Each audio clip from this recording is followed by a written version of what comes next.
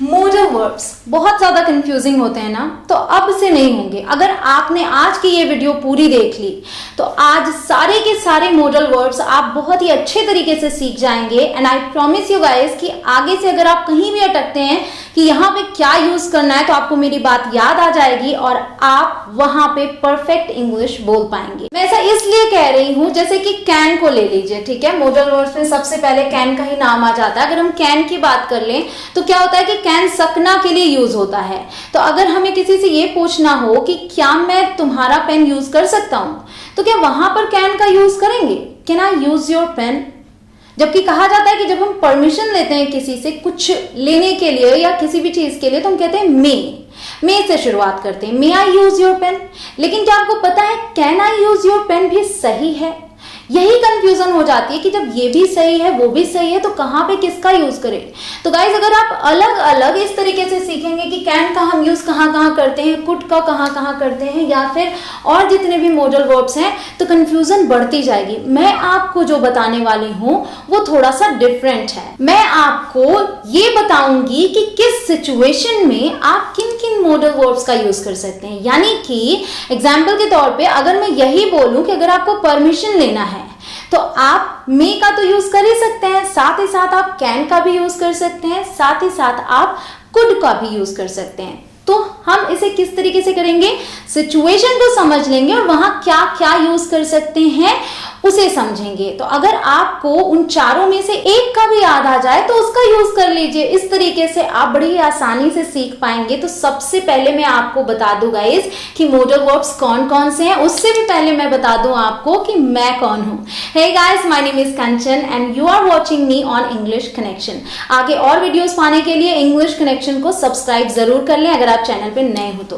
Guys अब देखिए, मैं आपको बताती हूँ सबसे पहले कि मोडल वर्ब्स कौन कौन से हैं। तो मोडल वर्ब्स हैं can, could, may, might, will, shall, would, should, must, ought to. अब आप यहां ध्यान दीजिए कि मैंने यहां पे ये लिख रखा है प्लस V1, यानी कि बेस फॉर्म ऑफ वर्ब। ऐसा इसलिए ताकि आप इस चीज को शुरू में ही समझ लें कि जब हम इन मोडल वर्ब्स का यूज करते हैं, ये सभी modal verbs guys as a helping verb use होते हैं, तो हम इन्हें हेल्पिंग वर्ब की कैटेगरी में रखेंगे। ठीक है, हेल्पिंग वर्ब।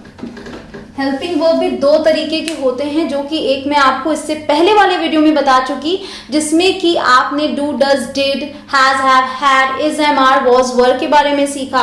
वो टेंसेज में यूज होते हैं। जब हम ऐसी किसी सिचुएशन की बात करते हैं, जैसे कि किसी से परमिशन मांगना हो, किसी को कोई रिक्वेस्ट करनी हो, या फिर आपको कोई पॉसिबिलिटी बतानी हो कि ऐसा हो सकता है कि वो वहां हो सकता है कि वो आ रहा हो सकता है कि वो चला जाए, तो इस तरीके के सेंटेंसेस में आप इन मोडल वर्ब्स का यूज करते हैं।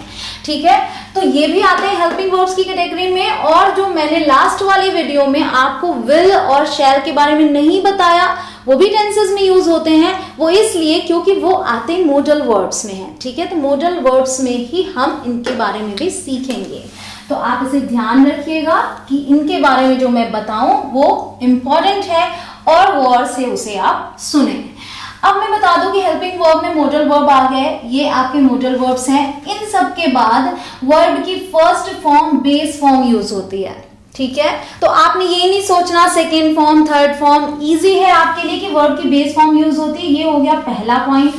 दूसरा पॉइंट ये है कि जैसे डू में हम ईएस लगा के डज बनाते हैं, तो यहाँ पे आपको इनकी फॉर्म्स नहीं चेंज करनी है, ना इनकी फॉर्म्स चेंज होती है। जैसे कैन में आप ऐसे लगा के कैंस बोल दें, या फिर आप सोचे कि इनकी सेकेंड और थर्ड फॉर्म होगी, तो ऐसा कुछ भी नहीं है।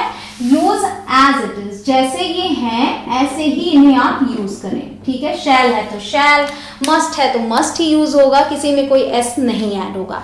ये दो चीजें आप ध्यान में रखिएगा। ठीक है, एक बार फिर से समझते हैं। इनके बाद वर्ब की फर्स्ट फॉर्म यानी कि बेस फॉर्म आएगी, जो मेन वर्ब होगा, और इनकी फॉर्म्स चेंज नहीं होती हैं। ठीक है, ये चीज आप ध्यान रखिएगा।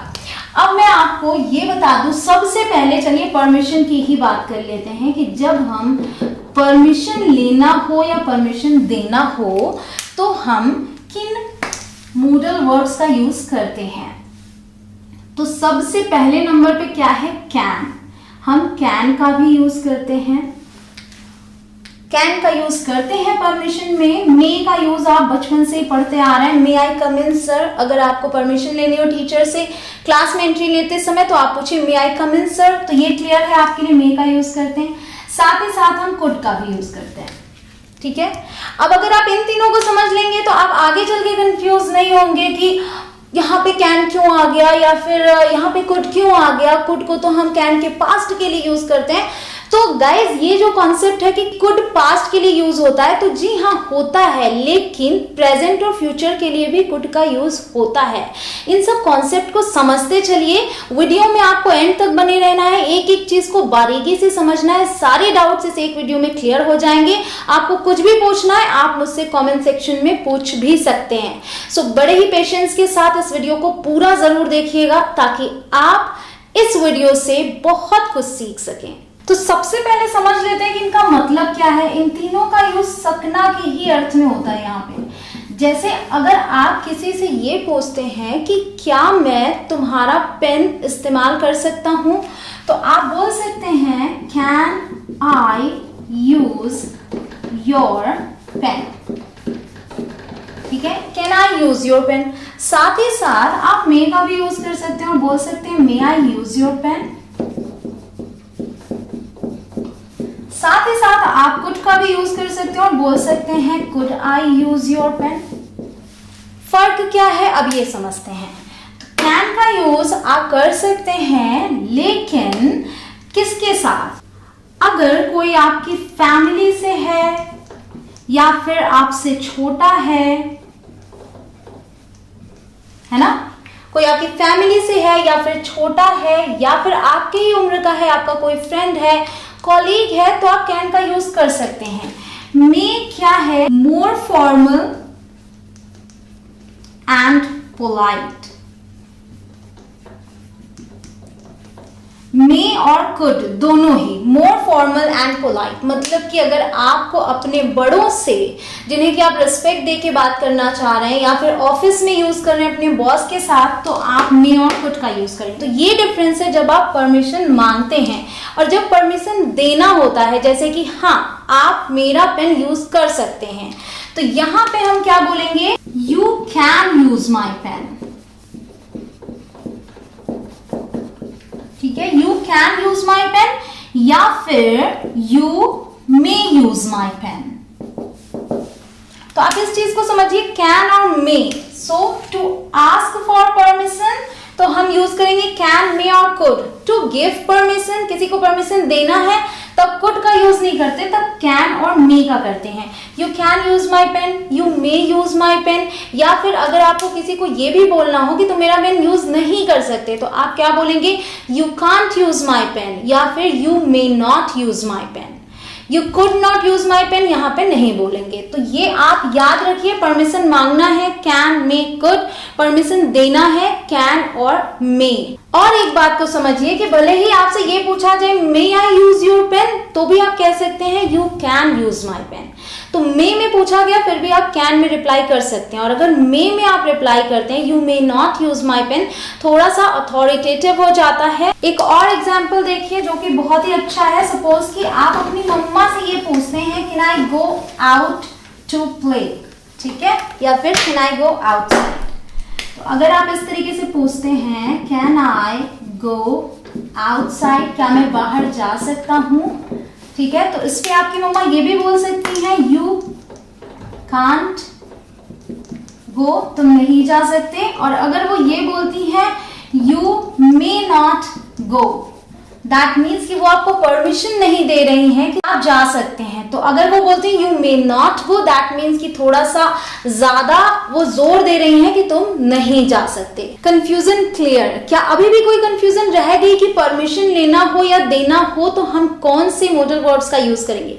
बिल्कुल भी नहीं गाइस। इसी तरीके से आगे हर एक मॉडल वर्ड्स को क्लियर कट समझते हैं कि कैसे किसको कहाँ यूज करना है। अब बात कर लेते हैं एबिलिटी। एबिलिटी को आप इस तरीके से समझ सकते हैं, जब भी आप इस तरीके से बोलते हैं कि वो ये कर सकता है, मैं ये कर सकता हूं, वो ये कर सकती थी, तो वो हो गई एबिलिटी, आपकी योग्यता। समवन्स स्किल और जनरल एबिलिटीज। स्किल जैसे कि कोई डांस कर सकता है, कोई नाच सकता है, कोई गा सकता है, कोई भारी वजन उठा सकता है, ये सब इसके अंतर्गत आएंगे। और इस एबिलिटी के लिए हम दो चीजों का यूज करेंगे, दो मोटर वर्ड्स, एक तो कैन और एक तो कुड।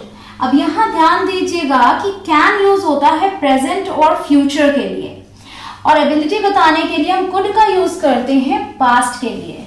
तो प्रेजेंट में कैसे सेंटेंस हो सकते हैं, लास्ट में सकता है, सकती है, सकते हैं, इस तरीके से।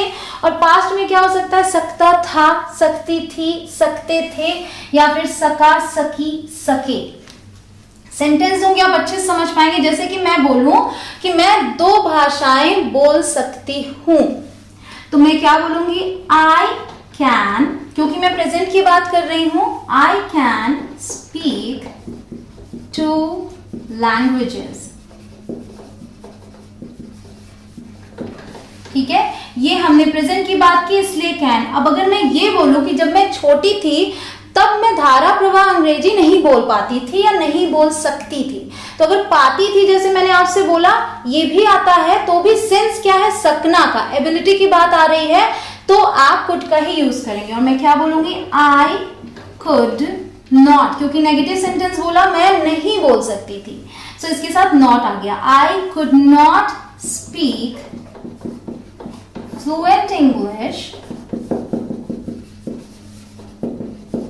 when I was little। तो मैंने पास्ट की बात की कि जब मैं छोटी थी तो मैं धारा प्रवाह इंग्लिश नहीं बोल पाती थी। I could not speak fluent English when I was little। या फिर आप इसी सेंटेंस को इस तरीके से भी बोल सकते हैं, I could not speak English fluently when I was little। तो आपने देखा कैन और कुड का यूज। अब अगर फ्यूचर के लिए इसका यूज करना हो, जैसे कि कोई मुझसे पूछे कि क्या कल तुम स्टेज पर परफॉर्म कर सकती हो, तो मैं बोलूँ yes I can perform on stage tomorrow. तो टुमारो के लिए भी हम कैन का यूज करते हैं, यानी कि भविष्य के लिए। ठीक है, ये भी क्लियर आपके लिए कि जब एबिलिटी की बात करनी हो तो प्रेजेंट और फ्यूचर के लिए कैन, और पास्ट की बात करनी हो तो कुड। इसके अलावा अगर कुछ और एग्जांपल्स ले लें, जैसे कि वो तैर सकती थी, शी कुड स्विम, वो तैर सकती है, शी कैन स्विम। कल मैं ये बॉक्स नहीं उठा सकी, yesterday I could not lift this box, today I can lift this box, आज मैं ये बॉक्स उठा सकती हूँ।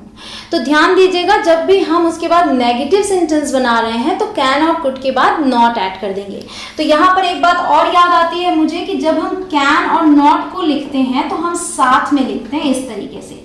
या तो आप लिख सकते हैं कांट इस तरीके से, और या तो कैन नॉट। तो अगर फॉर्मल राइटिंग कर रहे हैं आप तो आप इस तरीके से कैन नॉट लिखें। इनफॉर्मल राइटिंग में और स्पोकन इंग्लिश में कांट का यूज करते हैं। तो ये आपके लिए एक अच्छी सी टिप हो गई, इसको आप याद रखिएगा।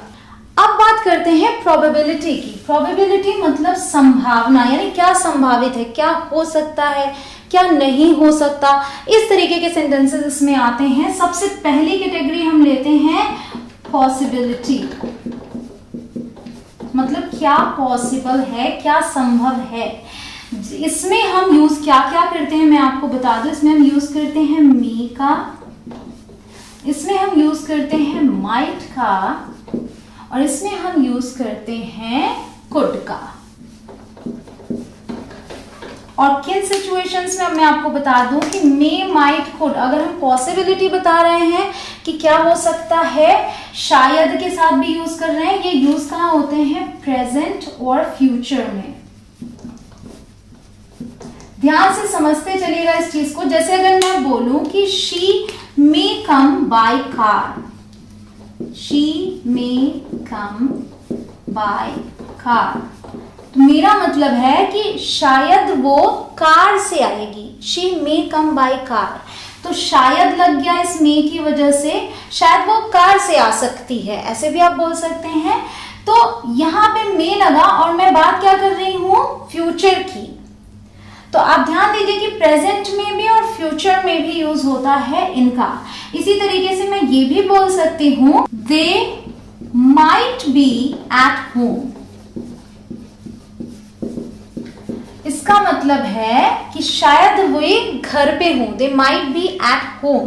तो ये प्रेजेंट की बात कर रहा है, इसका मतलब क्या निकला, इसका मतलब निकला may be they are at home, शायद वो घर पे हों, वो घर पर हो सकते हैं शायद। तो कुल मिला के हम पॉसिबिलिटी की बात करें, क्या पॉसिबल हो सकता है प्रेजेंट में, फ्यूचर में। अगर कुड का यूज करना है तो हम इन्हीं सेंटेंसेस को इवन कुड के तरीके से भी बोल सकते हैं, ये भी बोल सकते हैं they could be eight home, शायद वो घर पे हो। वी कुड बी लेट, हमें देर हो सकती है, so we could be late. तो यहाँ कहना क्या चाह रही हूं मैं, वी कुड बी लेट का मतलब हो गया may be we will be late, future की तो बात कर रहे हैं ना, हमें देर हो सकती है। We could be late, so don't wait up. तो ये फ्यूचर और प्रेजेंट इनके लिए यूज होता है, इस चीज का आप ध्यान रखें। ये पॉसिबिलिटी के लिए था। जब हम इम्पॉसिबिलिटी की बात करते हैं, जो चीज इम्पॉसिबल है, तो हम वहां भी क्या यूज करते हैं, कांट का, यानी कि कैन नॉट का। तो ये कॉन्सेप्ट आपके लिए क्लियर कि हम मे, माइट और कुड तीनों का यूज कर सकते हैं। Where is she, she could be playing, मतलब कि वो हो सकता है कि वो खेल रही हो। प्रेजेंट के लिए कुड का यूज कर सकते हैं। अब बात कर लेते हैं इम्पॉसिबिलिटी की। तो इम्पॉसिबिलिटी बताने के लिए हम कैन का यूज करते हैं, साथ में नॉट लगा दिया, कैन नॉट या फिर कांट। तो जैसे अगर हमें बोलना हो ये सच नहीं हो सकता, तो क्या बोलेंगे, इट कांट बी ट्रू, और this can't be true. He can not से सो, ही कैन नॉट से सो, वो ऐसा कह ही नहीं सकता, इम्पॉसिबल है, तो आप कांट का यूज करते हैं। तो ठीक है, जब हम इम्पॉसिबिलिटी की बात करते हैं तो हम कांट और कैन नॉट का यूज करते हैं, वहां मे माइट की बात नहीं आती। मे माइट और कुड का जो मैंने यूज बताया, तो अंतर मैंने नहीं बताया आपको। अंतर कैसे समझेंगे कि मे क्या है, अगर पॉसिबिलिटी थोड़ी सी ज्यादा है तो हम मे का यूज करते हैं, और थोड़ी सी कम पॉसिबिलिटी है तो माइट का और कुड का। तो माइट और कुड मे से थोड़े से कम संभावना में यूज होते हैं, ये फर्क है। अब अगर सर्टेनिटी की बात करें, कोई चीज निश्चित है, तो ऐसी सिचुएशन में हम किन का यूज करेंगे, मस्ट का, मस्ट का, और साथ ही साथ शुड का भी।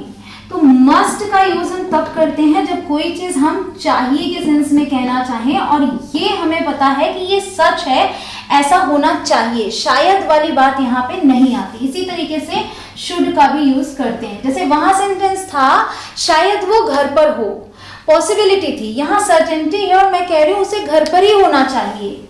She must be at home, मतलब कि और कहीं नहीं होना चाहिए, क्योंकि 7 बज रहे मान लीजिए और 7 बजे वो घर पर ही होती है, तो ये आपको पता है, इसलिए आप ये कहेंगे she must be at home, क्योंकि 7 बज रहे हैं। इसी तरीके से मान लीजिए एक ये सिचुएशन है कि आप कहते हैं कि मेरी 5 मिनट पहले उससे बात हुई है, वो रास्ते में थी, तो अब उसे पहुंच जाना चाहिए, तो आप बोलेंगे she should arrive soon।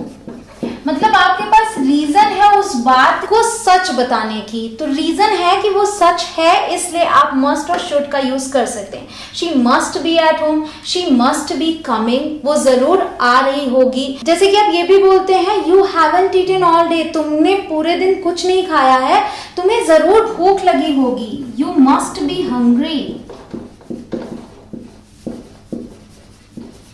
तो आप क्या बात है, जरूरी नहीं है कि चाहिए एंड में आए ही, सेंस ऐसा होना चाहिए, तुम्हें जरूर भूख लगी होगी, तो यू मस्ट बी हंग्री। तो जब आप सर्टेनिटी वाली बात करें तो मस्ट और शुड का यूज करें। अब बात करते हैं रिक्वेस्ट की।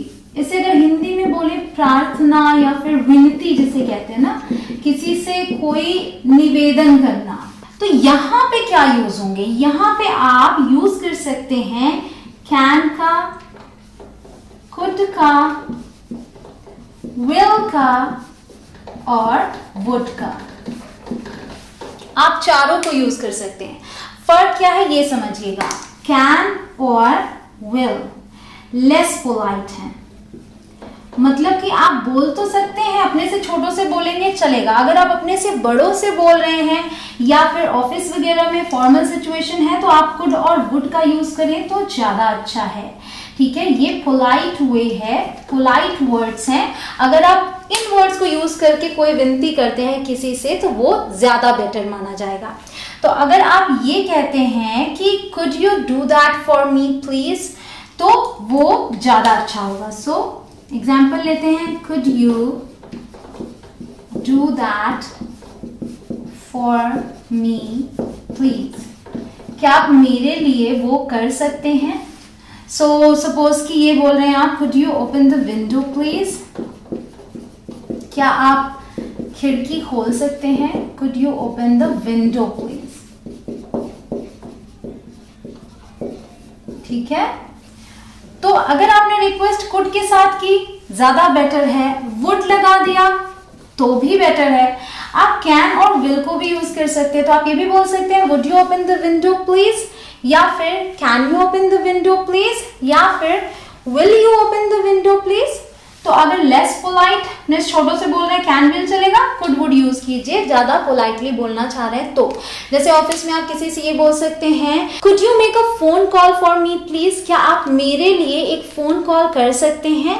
So could, would you make a phone call for me please, इस तरीके से भी आप बोल सकते हैं। तो आपने क्या सीखा, रिक्वेस्ट के लिए आप कैन, कुड, विल, वुड सबका यूज कर सकते हैं। तो आप सिंपली घर में ये भी बोल सकते हैं, can you get a glass of water please, या फिर would you get a glass of water please. Now you must be thinking कि मैंने विल का यूज वहां पे करके दिखा दिया, लेकिन अभी तक मैंने आपको फ्यूचर के लिए विल का यूज नहीं बताया। तो guys, talking about the future, when we talk about the future, जो चीज प्लान्ड नहीं है वहां हम विल और शैल का यूज करते हैं, ठीक है। विल और शैल at the time of speaking, जैसे जब हम बोल रहे हैं उसी समय कोई चीज डिसाइड कर लिया, जैसे कि I will come to your party tomorrow, बात हो रही है पार्टी में आने की, ठीक है, I will come to your party tomorrow, तो हमने यूज कर लिया I will come to your party tomorrow. तो फ्यूचर के लिए ये हो गया। अब क्या है कि शैल का यूज कहाँ करते हैं, तो गाइस आई और वी के साथ हम शैल का यूज करते हैं, साथ ही साथ हम विल का भी यूज कर सकते हैं। तो इसमें कंफ्यूज नहीं होना है कि अगर आई और वी आ गया और हमने विल यूज कर लिया तो गलत हो गया, ऐसा कुछ भी नहीं है। आई और वी के साथ भी आप विल का यूज कर सकते हैं। तो कोई भी सब्जेक्ट हो विल का यूज करें नॉर्मल सेंटेंसेस बनाने के लिए, या फिर फ्यूचर बिलीव्स के लिए, जैसे कि इट विल रेन टुमारो, कल बारिश होगी, ऐसा आपको लग रहा है, आपने बोला it will rain tomorrow, it will be a sunny day tomorrow, कल धूप होगी। तो इस तरीके से आप विल और शैल का यूज करते हैं। We shall be partying tomorrow, कल हम पार्टी कर रहे होंगे। तो ये आप फ्यूचर की बातों के लिए नॉर्मली यूज करते हैं। उसके अलावा अब हम बात कर लेते हैं ऑफर्स की। जब हम कोई भी चीज ऑफर करते हैं किसी को, इवन हेल्प ही क्यों ना हो, वो हेल्प के तौर पे भी अगर हम कुछ ऑफर करते हैं तो हम किसका यूज करते हैं गाइस, शैल का। और साथ ही साथ हम यूज कर सकते हैं कैन का। तो जैसे आपको ये बोलना हो कि क्या मैं आपकी मदद करूं, तो आप पूछ सकते हैं कैन आई हेल्प यू, मतलब कि क्या मैं आपकी मदद कर सकती हूँ या कर सकता हूँ। उसी तरीके से अगर आप ऑफर कर रहे हैं तो आप ये भी बोल सकते हैं शैल आई हेल्प यू, क्या मैं आपकी मदद करूँ। तो आप एक तरीके से ऑफर भी दे रहे हैं और परमिशन भी ले रहे हैं कि शैल आई हेल्प यू। आप अगर परमिशन दें तो मैं आपकी मदद करने के लिए तैयार हूँ, क्या मैं आपकी मदद करूँ, शैल आई हेल्प यू। इसी तरीके से जैसे आप ये भी बोलते हैं ना, shall I do that for you, shall I open the window, shall I hold the gate. इस तरीके से आप शैल का यूज करेंगे। सो ओवरऑल आप ये समझिए कि you are offering a help, आप ऑफर कर रहे हैं, वो परमिशन देंगे तब आप करेंगे, तो आप शैल और कैन का यूज कीजिए। सो शैल आई डू दैट, क्या मैं वो कर दूं, shall I open the window. Even आप इस तरीके से बोलते हैं शैल वी गो, क्या हम चलें, शैल वी गो। आप कहीं पे हैं, वहां से निकलना है आपको, आपके साथ जो है आप उससे पूछ सकते हैं शैल वी गो, मतलब क्या अब हम चलें। तो आप एक सजेशन, एक सलाह ऑफर भी कर रहे हैं और उनकी भी राय चाह रहे हैं कि वो क्या बोलते हैं। शैल वी गो, क्या हम चलें। इस तरीके से। तो ऑफर्स के लिए ये। अब बात करते हैं इनविटेशंस की। इनविटेशन यानी कि किसी को किसी चीज का निमंत्रण या आमंत्रण देना। तो वहां पे आप जैसे कि ये इस तरीके से पूछते हैं ना, चाहेंगे करके, ठीक है। और इसमें हम यूज क्या करेंगे, वुड का। वुड यू लाइक टू, इस तरीके से आपने सुन भी रखा होगा, लोग बातें करते हैं ना, would you like to come over. Come over का मतलब होता है कि किसी के घर पे बुलाने के लिए, इवन स्पेशली आप इसे यूज करते हैं कम ओवर। कम ओवर मतलब घर पे आओ। Would you like to come over, क्या आप घर पर आना चाहेंगे। आप किसी को कुछ नाश्ता देना होता है तो भी पूछते हैं would you like to have a cup of tea, क्या आप एक कप चाय लेना चाहेंगे। Would you like to have a cup of T.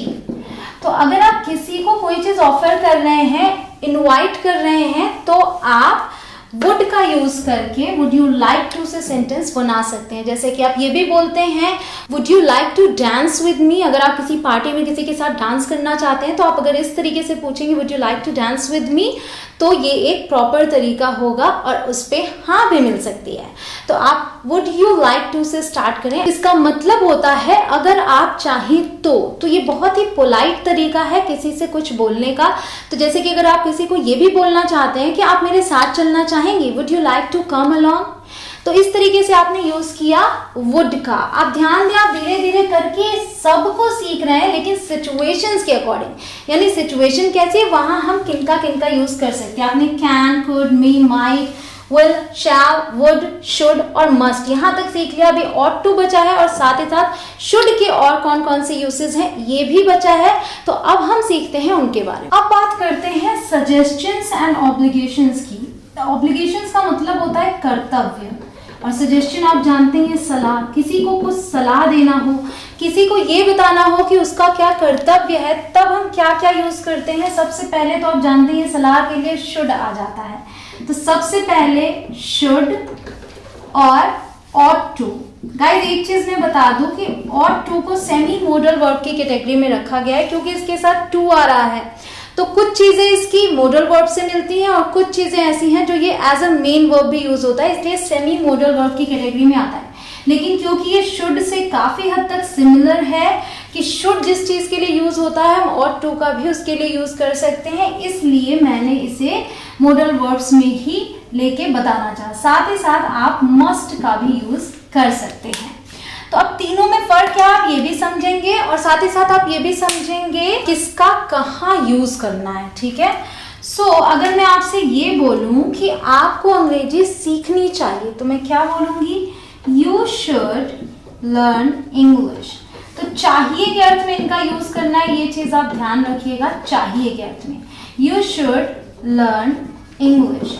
जब आप किसी को भी किसी का कर्तव्य बताते हैं या फिर कोई सलाह देते हैं तो चाहिए करके ही तो बोलते हैं ना। जैसे मैंने सलाह दी यू शुड लर्न इंग्लिश, आपको अंग्रेजी सीखनी चाहिए। तुम्हें सच बोलना चाहिए, you should tell the truth.